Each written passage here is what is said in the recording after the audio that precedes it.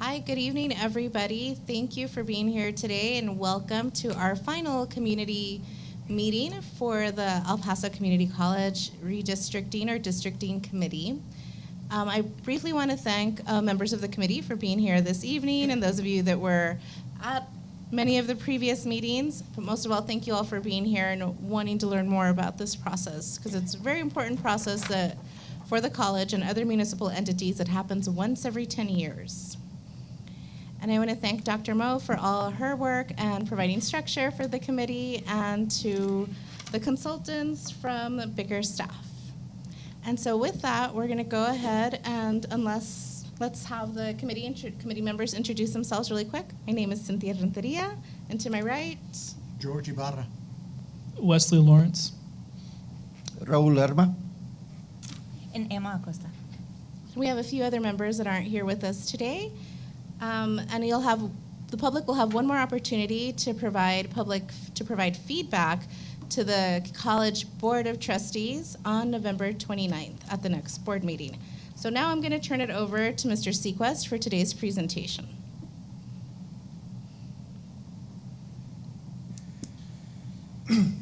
All right, thank you, Dr. Renteria, and good evening, everybody. Welcome to this public input meeting for the El Paso Community College Redistricting Committee.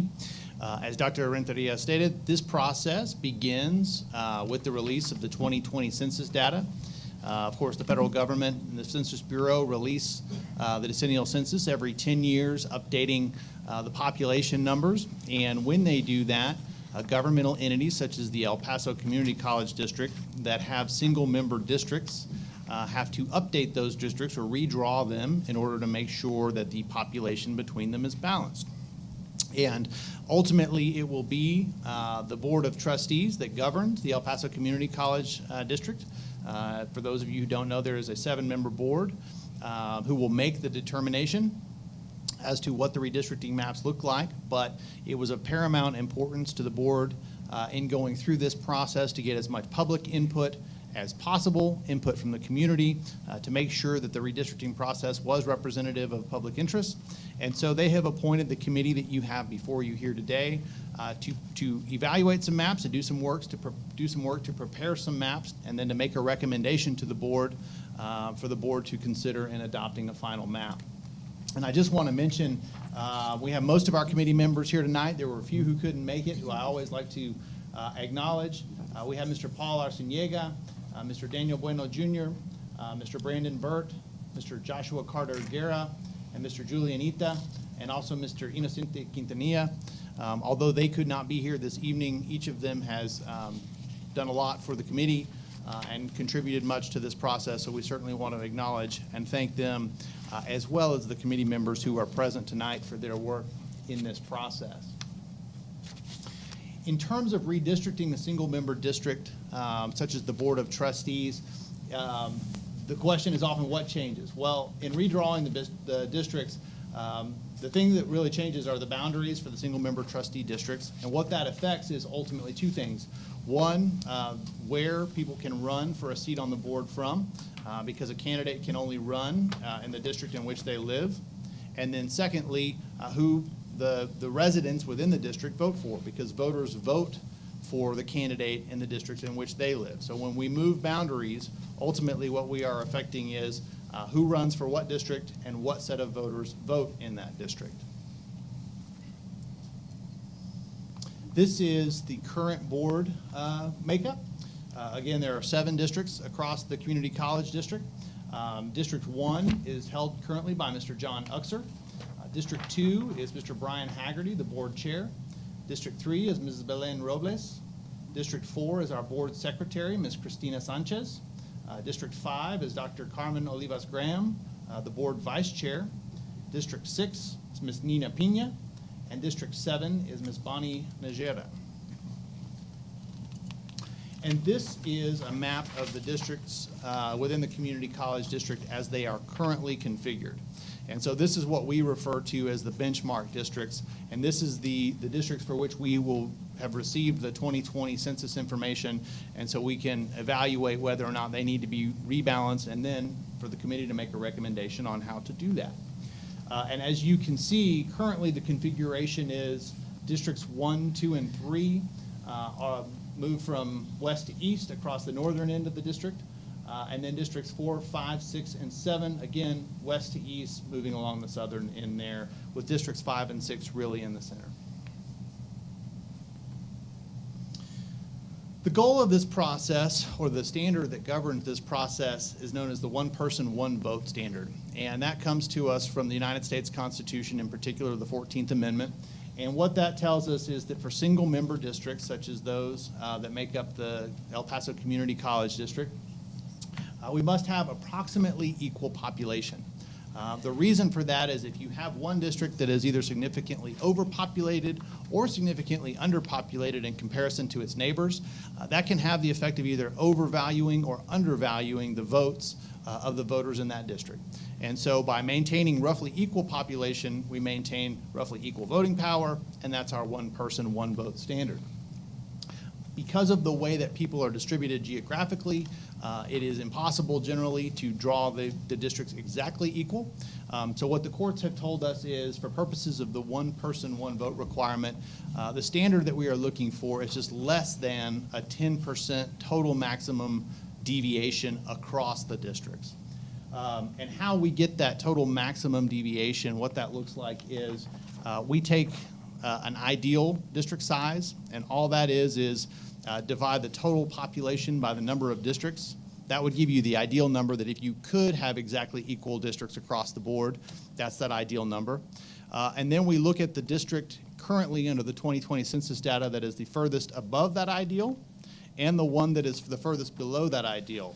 And the difference between those gives us that total maximum deviation. So that's the number that we need to make sure at the end of this process is down below that 10%.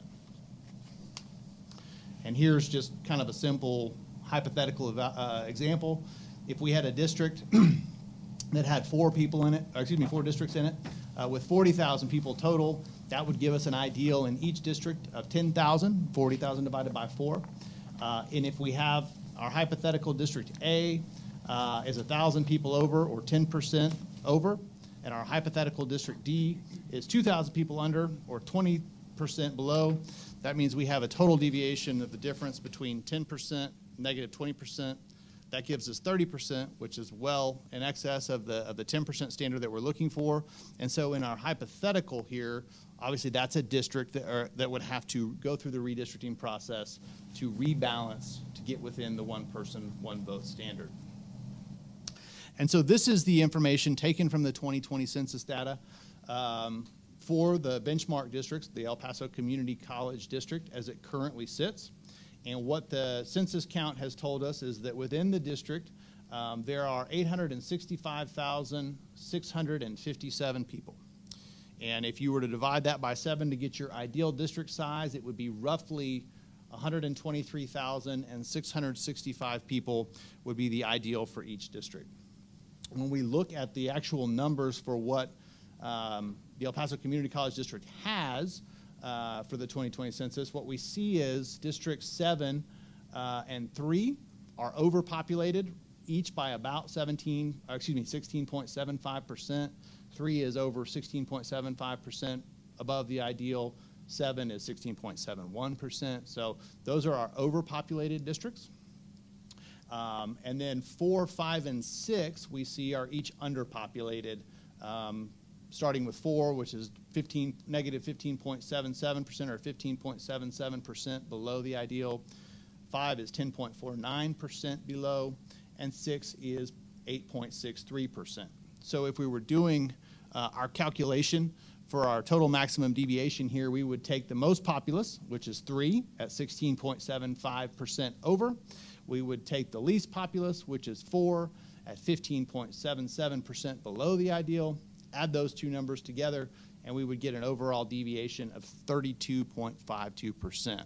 So what that tells us is, based on the 2020 census data, the district, the El Paso Community College districts, are currently out of balance and need to be redistricted to become back in balance for purposes of that one person, one vote requirement. Another just practical observation here is that when we see that we have districts 3 and 7 that are overpopulated, and then districts 4, 5, and 6 that are underpopulated, in terms of what the committee is looking at for purposes of the redistricting, it is moving population out of districts 3 and 7 and then spreading that population across districts 4, 5, and 6 to achieve that balance and smooth out those populations. There will be a little bit of change in the population in 1 and 2, but actually districts 1 and 2 are pretty close to the ideal and don't require a whole lot of adjustment. The census data also gives us, and we have reported for anybody who wants to see it, and I will make a note, for anybody who's looking up here and can't see the numbers, all these materials are available online at the El Paso Community College website. We'll show you the link here at the end of the presentation. So you're free to go and download all of the materials that we're looking at here today, including any of the population tables as well as any of the maps. We also have, as we start looking at maps, large-scale maps along the wall over here that we'll invite anyone who wants to come up and look at and get a little bit better detail to do so a little later in the presentation. But we do have the voting age population data here, and what that gives us is a demographic breakdown over the districts. And if we look at our benchmark districts, what we see is, based on the 2020 census, we have all 7 of the districts within the El Paso Community College districts are majority Latino districts. And in fact, as we look through the different plans today, that's not going to change. The overall demographic breakdowns are not going to change very much. Really, it's just a question of moving the total population around so that we balance out those numbers for purposes of the one person, one vote standard. So as we go through and moving this population to get that one person, one vote standard, there are also some redistricting criteria that the board has adopted to guide this process, both for the committee and its work, and then also ultimately for the board's final adoption of a redistricting plan. And these are criteria that the courts have identified and recognized as legitimate districting criteria, and what they have given us in terms of good guidelines for the redistricting process. The first one is just in drawing district boundaries to use identifiable boundaries, major roadways, geographic features, rivers, creeks, golf courses, other here in El Paso. Obviously we have the mountains, we have Army bases, so there are a lot of geographic features that are easily identifiable. The reason that we use identifiable boundaries is just so that people trying to identify which district they fall in will have a clear marker so that they can know where one district starts and easily recognize where one district starts and another begins. Also, maintaining communities of interests and neighborhoods. Historically, if there has been a neighborhood that has been encompassed in one district, we try to keep that district there just for that continuity. Additionally, communities of interest, communities that have shared interests that would be shared representation, we try to keep those groups together as well. Again, just based on having to move population, it's not always possible to keep everybody together, but we do our best to do that. When we are redrawing districts, we try to use whole voting precincts or election precincts. And of course, the election precinct determines where you would go to vote on election day. The reason for that is that way everyone who goes to one election precinct is voting in the same, ideally, is voting in the same trustee election. It can get confusing if you split election precincts and you have voters in the same election precinct who are split between different trustee districts. There can be separate ballots.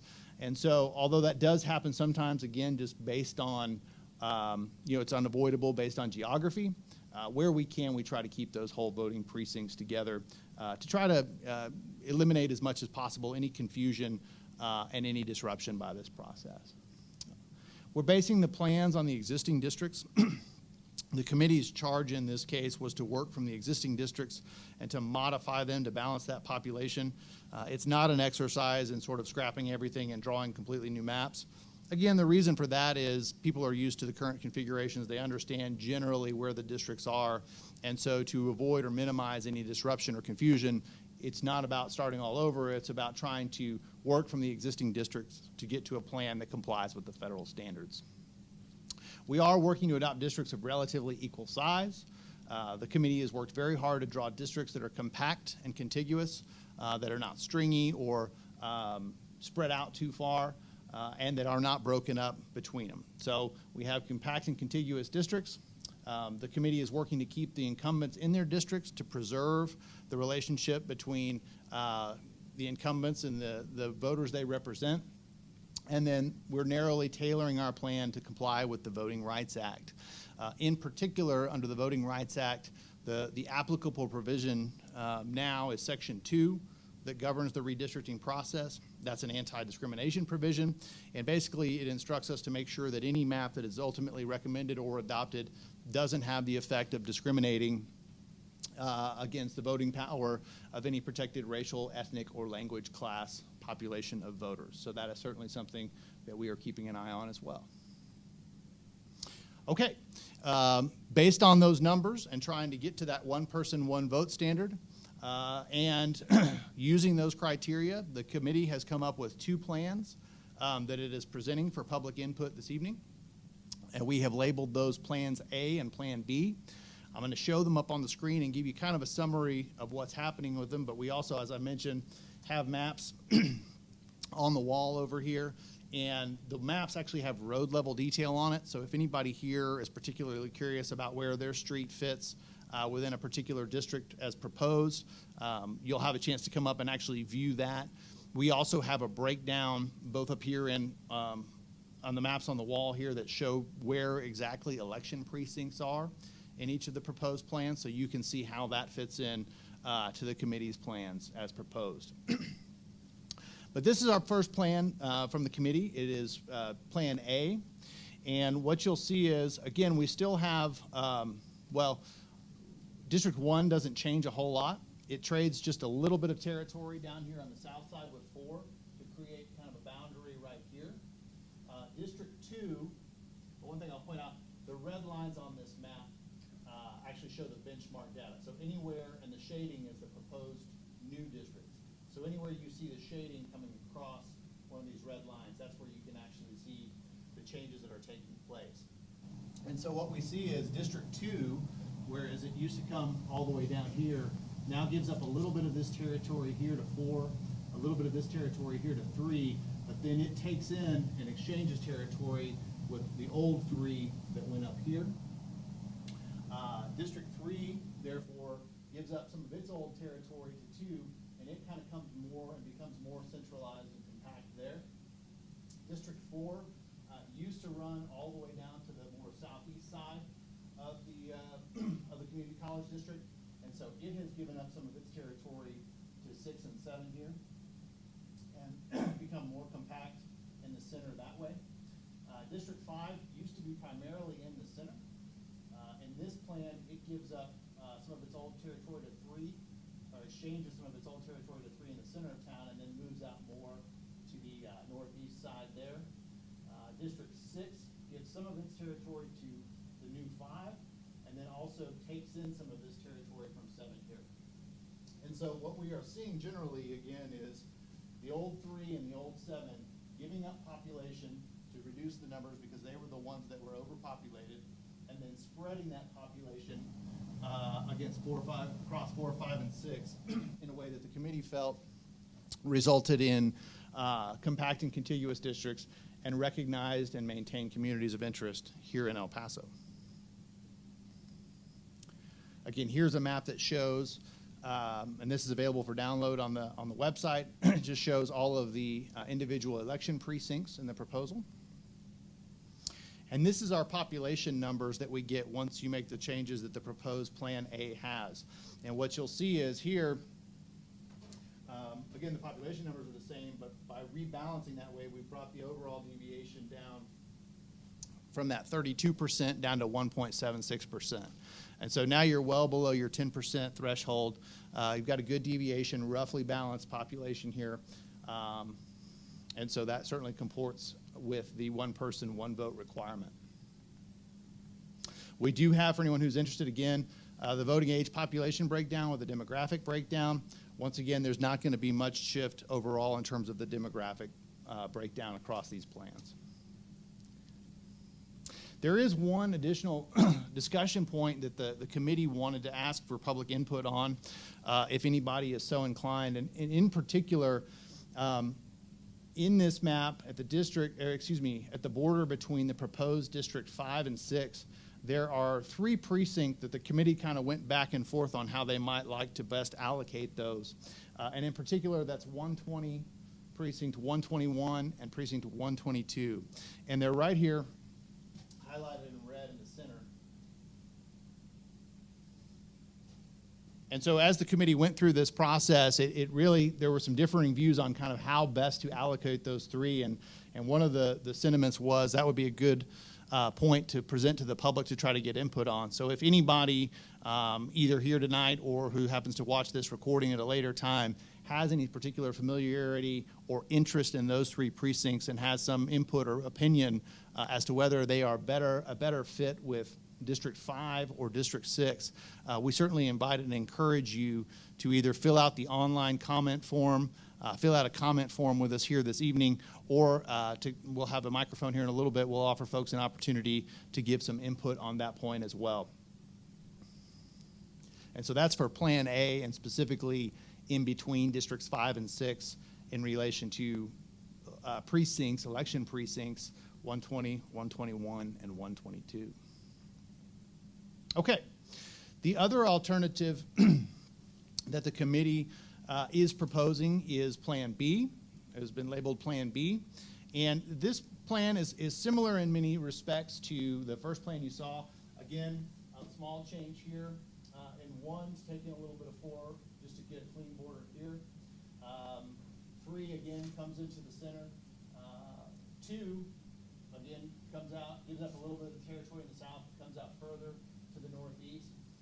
The real differences here are that 5 ends up taking in a little bit more of the territory of 6, and then 6, because of that, is able to take in a little bit more of its territory in 7. And so the primary difference here is this used to be all 6. Now 6 is going to move out a little bit more to the northeast and come down a little further into 7. 7 is going to get to take in this population here. So it's just kind of a different approach to achieving the same goal. Once again, moving population out of 7 and 3, balancing it across 4, 5, and 6. Just a different way of doing it. We have the maps for the election precincts available for you. Okay, looking at the population numbers here for Plan B, this results in an overall deviation of 3.81%. So it's a little bit higher than Plan A, but still well below the 10%, and still certainly compliant with the 1 person, 1 vote standard. Demographics are largely the same. And those are the 2 plans that we have available that the committee would like to present for public input at this time. We do have our maps up here on the wall. For anybody who wants to give some public input, we can certainly, we invite you to come up and take a look at it. We do have, as I mentioned, there are really 3 ways to make public comments at this stage. The first is we'll have a microphone here tonight. We'd love to hear from anybody who has any immediate thoughts. The second is we do have comment forms here present that you can fill out and leave with us this evening. And the third is there is a comment form online on the website which you can fill out at your convenience and submit for the committee's consideration. But in terms of the public input, the kind of questions or information that the committee would like to have is specifically, what do you like or not like about either of the proposed plans? Do you have any other suggestions that aren't reflected in the plans, in particular in terms of district boundaries, election precincts that you think should fit with one district or another that may not be represented that way in the proposals that the committee has currently? Or if you recognize any community of interest that you think are not included or kept together in the committee's proposed plans, that's certainly something that we would be interested in hearing about as well as any other thoughts that you have. So any thoughts you have, please don't hesitate to let us know through one of those 3 methods of comment. So in terms of the next steps, as Dr. Renteria mentioned at the beginning of this process, this is the 5th and final public input meeting before the committee itself. With all the public input we get from this process, the committee will consider that and then make its recommendation on a plan to the full Board of Trustees by November the 18th. The board itself is going to hold a public hearing at its Administrative Services Center in the normal boardroom on November 29th. that is another opportunity for the public to come out and address the board directly. And so we certainly invite and encourage anyone interested in doing so to do that as well. And then after that public hearing, the board will consider not just the committee recommendations, but any public input it gets.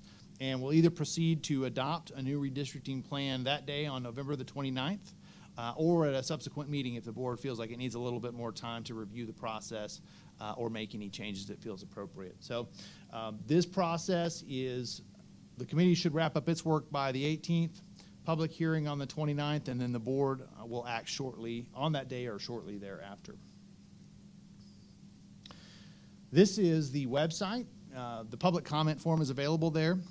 It's go.epcc.edu/redistricting. The comment form is there.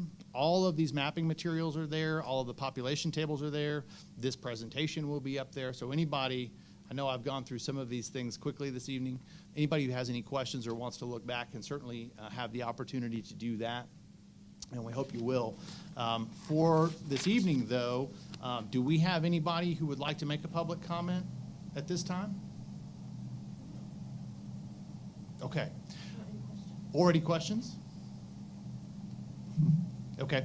I don't see any. We'll hang around here for a little while after the presentation, though. I'd be happy to talk to anybody who does have questions. And please do take this opportunity to come up and have a look at our maps on the wall here. Again, it's just easier to get the detail and road level view on the big maps here on the wall. And otherwise, we really want to thank you for coming out, for participating and having interest in this process, and for helping the committee do its work. So thank you all very much.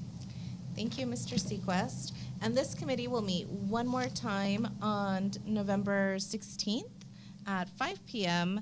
at 9050 Viscount, the El Paso Community College Administration Building. In case you, from now to then, think of anything you want to ask or think of any input you want to share with us, that's when we'll be receiving our final round of public input before we make our recommendation to the board.